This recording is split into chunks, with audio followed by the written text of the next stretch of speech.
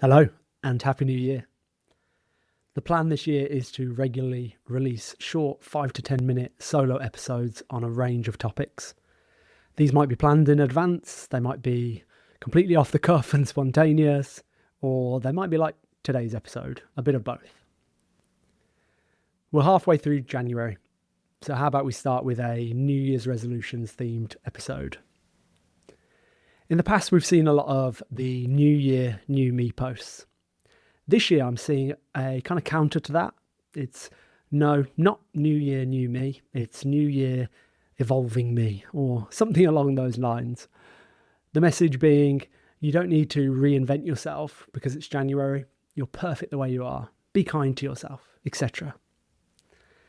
I agree with this message, in part.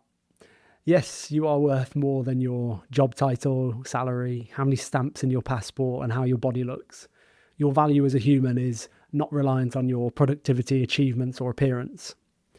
And all this striving for self-improvement is exhausting, isn't it? Maybe like me, you have this feeling that you need to read more, meditate more, cold plunge more, exercise more, eat 30 different plants a week. The list goes on. And there is a group of people, and a lot of time I'd include myself in this group, who just need to chill that out. The constant bettering yourself and evaluating every daily decision on, is this good or bad for my health, can become really damaging and have the exact opposite effect of what you're hoping for. You might be saying to yourself, I want to meditate to reduce anxiety and stress, and yet I'm anxious about missing a session and breaking my daily streak.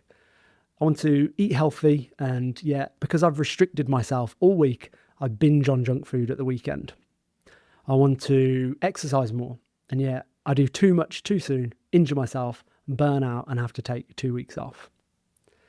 The danger is we get so wrapped up in self-improvement that we don't give ourselves any opportunity to enjoy the benefits of that improvement, because we're so focused on the next improvement, the next thing I need to add to my life to improve it. A quote I read recently from Alan Watts speaks to this. He said, if we are unduly absorbed in improving our lives, we may forget altogether to live them. On the flip side, however, there is, I think, huge value in giving yourself a start date to make drastic changes. The New Year Evolving Me crowd underestimates just how many people need a complete overhaul of their habits and routines. They are miserable, they are stressed, overweight, sleeping poorly and suffering. And the least helpful thing you can tell that person is, don't worry, take your time. Change one little thing at a time. Some people just need a big kick up the arse. And the number of times I've needed that. I've needed to hear that message. Get a grip, Sam. Man up. Get on with it. Now, this isn't toxic if it's coming from someone who knows me well, who understands my past and current situation and has my future best interests at heart. So we need balance when it comes to self-improvement and setting goals and New Year's resolutions, like a healthy mix of compassion and reality checks. And yes, sometimes we'll get it wrong. Sometimes you'll be told to sort yourself out when actually what you needed was rest and affection. Sometimes you'll be told to not worry and it'll pass when actually you really needed to take action to get you out of the funk that you're in.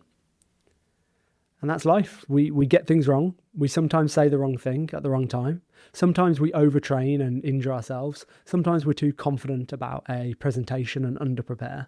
We're all figuring out this balance together.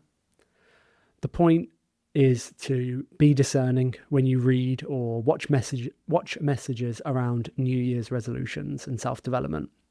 What is right for you? Do you need to take your foot off the accelerator pedal and chill out? Or actually is New Year, New Me exactly what you need? Right. Thank you for tuning in to this first solo episode of 2025. If you have any comments or questions about my thoughts on this topic, let me know. And as always, please support the Insight Podcast by following and rating the show on whichever app you're listening on. Thank you.